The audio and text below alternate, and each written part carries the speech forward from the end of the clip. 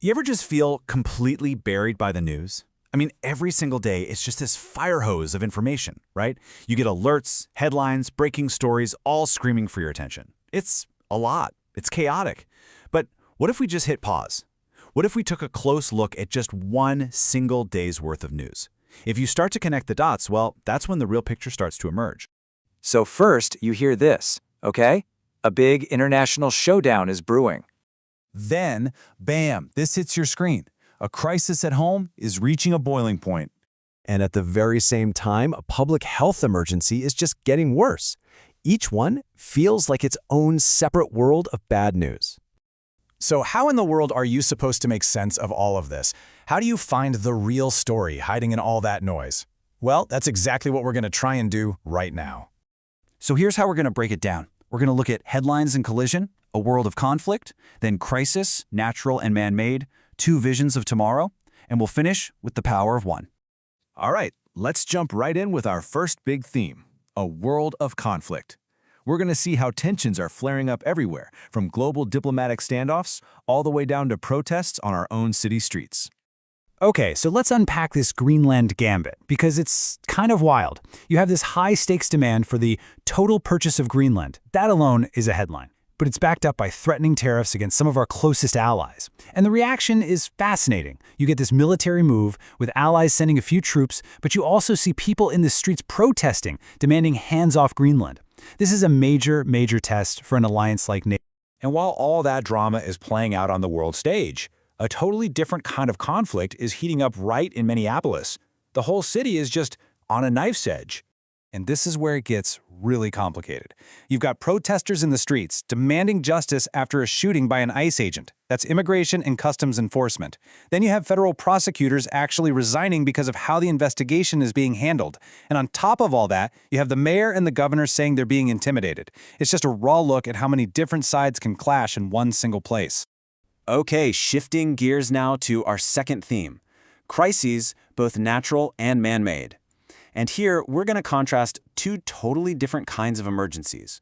One, an overwhelming force of nature, and the other, a preventable public health failure.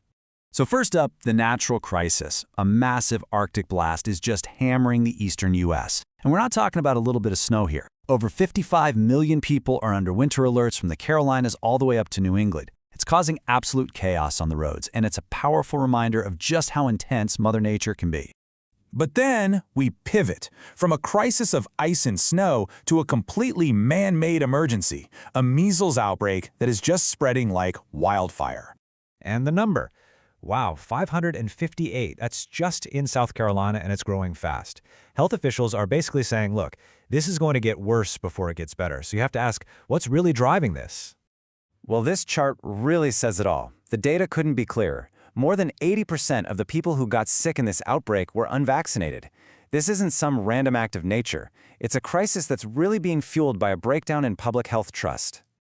You know, with all this conflict and crisis going on, there are also these stories about the future. And on this one day, we get two totally different ideas of what tomorrow might look like.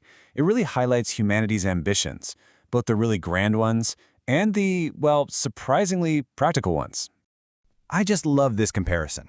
On one side, you have the Artemis II mission. I mean, this is NASA getting ready to send the first crewed mission around the moon in half a century. It's a real moonshot, paving the way for us to maybe even get to Mars. And then on the other side, you've got new research saying that weight loss drugs like Ozempic could actually save airlines a ton of money on fuel. One story is about literally reaching for the stars. The other is about the strange, unexpected economic ripple effects of new tech right here on Earth. And that brings us to our final theme. After looking at governments and protests and these massive forces, we're going to zoom all the way in. We're going to focus on the smallest scale, but with maybe the biggest heart, the power of one person to create a real ripple of change. So let me introduce you to someone. This is Trent Kaysen. He's 14 years old, he's from Arizona, and he started a nonprofit called Trent Cares. And the mission is really simple: give meals to people in his community who need them. And you have to hear how this all started. It began as a birthday wish. When he was just 5 years old, he asked for sandwich supplies instead of presents. That one wish turned into a mission he did every year, which then got his friends and family to join in. And today, this movement that was started by one little kid has served over 5,000 meals. And this quote from Trent himself, it just says everything, doesn't it? He's not just handing out food. He's trying to give people hope and spirit and a feeling of connection. It's such a powerful reminder that one person's actions, when they're driven by empathy, can make a real, tangible difference. So, after a day packed with global threats and protests and health scares, this is where we end up. Look, the big, loud headlines about conflict and crisis, they aren't going anywhere.